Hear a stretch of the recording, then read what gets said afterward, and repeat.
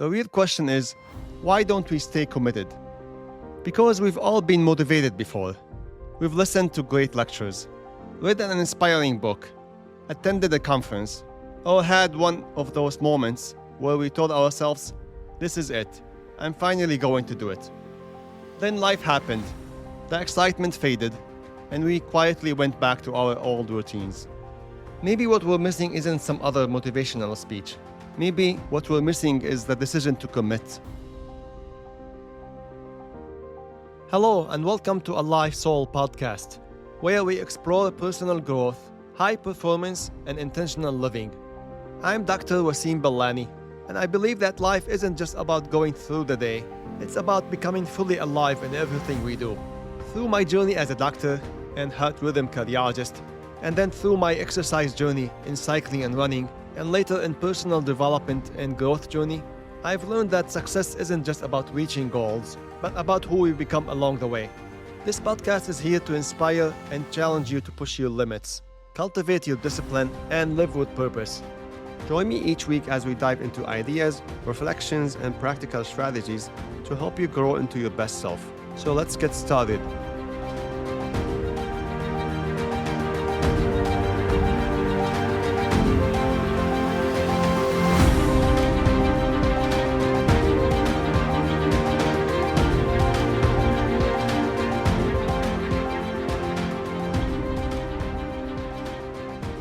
Hello and welcome back to A Life Soul podcast. Today I want to talk about something that I think most of us struggle with at some time in our lives, which is commitment. So let me ask you a question. Is there something you've been wanting to do for months, maybe even years, but you still haven't started? Maybe it's writing a book, getting healthier. Maybe it's exercising, or learning a language, or maybe starting a business, or recording a podcast, or simply becoming a better version of yourself. And I think if we're honest, most of us have at least one dream that keeps following us. It doesn't disappear. It quietly sits in the back of our minds, reminding us every now and then that it's still there. And for a long time, I thought the problem was motivation. I thought if I could just stay inspired, everything else would fall into place. But the more I reflect on it, the more I realize that motivation isn't usually the problem. The real question is, why don't we stay committed? Because we've all been motivated before. We've listened to great lectures, read an inspiring book, attended a conference, or had one of those moments where we told ourselves, this is it, I'm finally going to do it. Then life happened, the excitement faded, and we quietly went back to our old routines. Maybe what we're missing isn't some other motivational speech. Maybe what we're missing is the decision to commit. And the more I observe people who accomplish meaningful things, the less I think they're simply more motivated than anyone else. For example, think about someone who's been happily married for decades. Do you think they wake up every morning feeling inspired? Probably not. Or think about someone who stays healthy year after year, and they keep exercising. I'm sure there are mornings when they don't feel like exercising. And the same is true for people who write books, for example, or build businesses, or serve their communities, or dedicate themselves to their faith. What separates them isn't that they always feel motivated. It's that they made a decision long ago about the kind of person they wanted to become. And that's what commitment really is. It's about deciding that something matters enough that you're willing to keep showing up, even after the excitement wears off. And I think that's an important shift. Instead of asking ourselves every morning, do I feel like doing this today? Maybe we should ask, who do I want to become? Because feelings change, but purpose does not have to. So, now if commitment is so powerful, why is it so difficult?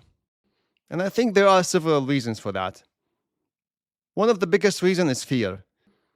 Because as long as a dream stays in our imagination, it is safe. We can always tell ourselves we'll do it one day. But the moment we commit, we risk discovering that it may be harder than we expected, or that we might even fail. And the moment we take the first step, there is a chance things won't go as planned. We might struggle. We might fail. People might criticize us. And sometimes that possibility is enough to keep us from starting. Another obstacle is our ego.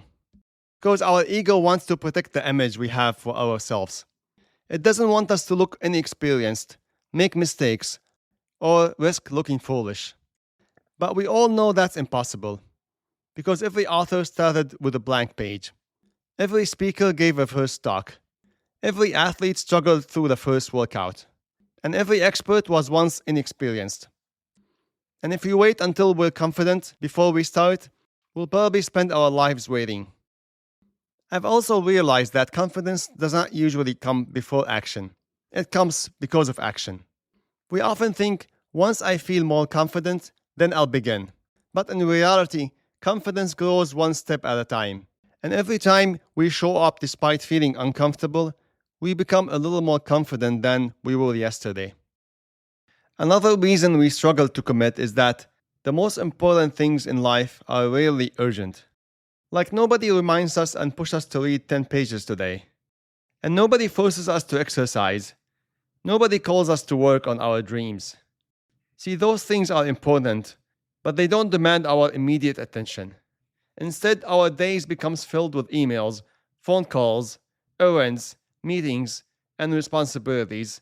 And before we know it, another day has gone by. And the things that matters the most have once again been postponed. Because the things that are really important in our lives are usually important but not urgent.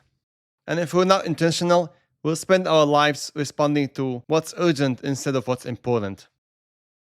So far we've talked about why commitment is difficult, and then why we so often procrastinate. And the next question is, how do we actually become more committed? I don't think there's a magic formula, but I do think that there are a few things that can make a real difference. The first is knowing why you're doing that from the first place. Because when our reason is meaningful enough, we're much more willing to endure the discomfort that comes with pursuing it. Think about it. If your only reason for exercising is to lose a few pounds, it might not be enough to get you out of bed on a cold morning. But if your reason is to be healthier, to be a better role model for your children, and to have more energy, suddenly that same workout has a much deeper purpose. The same applies to almost anything in life.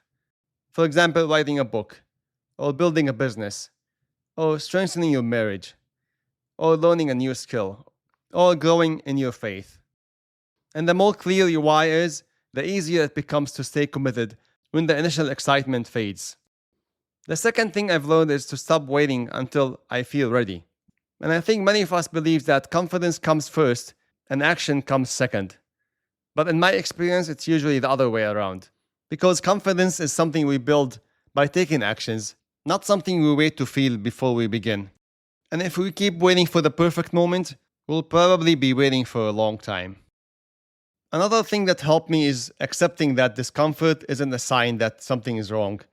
In fact, discomfort is often a sign that we're growing. Because every meaningful commitment will ask something of us. It will ask for our time, our energy, our patience, and sometimes even our courage. And finally, I think it's important to keep the promises we make to ourselves. Because every time we follow through on something we said we're going to do, we strengthen our trust in ourselves, and we become the kind of person who believes our own words. On the other hand, when we repeatedly make promises and never follow through, we slowly stop trusting ourselves, and we begin to think, I'll start tomorrow, without really believing it. The good news is that trust does not have to be rebuilt through one big achievement. It can be rebuilt through small, consistent actions. One workout, one page, one conversation, one prayer, one step forward. And over time, those small actions of commitment begins to shape our identity. And as we come to a close, I want to leave you with one question. What commitment have you been postponing? What's that one thing that keeps coming back into your mind? That dream you've been carrying for months or even years. Maybe today isn't the day you finish it, but it could be the day you finally decide to start. Because I don't think our lives are changed by occasional moments of inspiration. I think they're changed by the quiet decision we make and the commitments we continue to honor long after the excitement has faded. So don't wait until you're fearless. Don't wait until you're perfect. Don't wait until life becomes easier. Don't wait for certainty before you begin.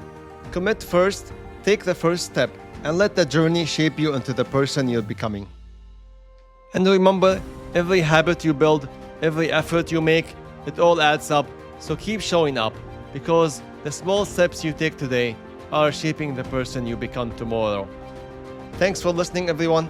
And if you like this episode, please share it with people around you, because we all grow better when we do it together.